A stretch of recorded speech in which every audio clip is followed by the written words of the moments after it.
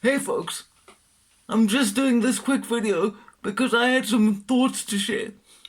One of the ways in which you can judge the progress or the general condition of any given civilization is to look at the way that they use language.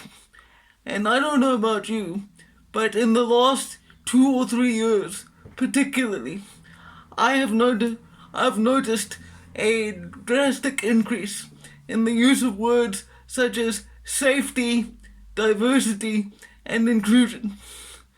Now, on a superficial level, there is nothing wrong with safety, diversity, or inclusion. But as with most things in life, the devil is in the details. These days, there is a not inconsiderable number of people who define words as violence.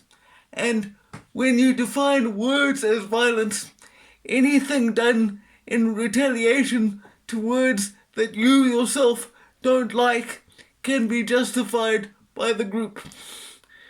Likewise, with inclusion, I'm generally in favor of being inclusive to a reasonable level. But when the principle of inclusion becomes the main goal and demolishes any sense of objective quality, standards, or morality, then you have a problem. And then diversity. Now, that may be the most touchy subject of all of them in today's climate, because when diversity is mentioned, it usually refers to racial diversity. And again, I have no problem with that sort of diversity. I have friends all across the racial spectrum. I am South African, and being a white South African means that I am part of the minority in this country. I grew up with people from various different ethnic, cultural, and racial backgrounds. So I'm not some backwater bigot who's never experienced conversations or interactions with people who don't look like me.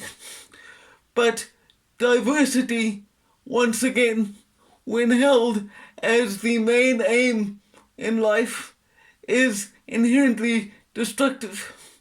Because if a people, or a group of people rather, are to peacefully cohabitate and share a society that actually functions, diversity cannot be the main goal. Because no matter what your race, gender, or ethnic background, you need a principle which will unite you all. And that's because humans are quite prone to conflict. I know that a lot of us like to think that we are evolved higher animals and that we've moved beyond tribalistic violence.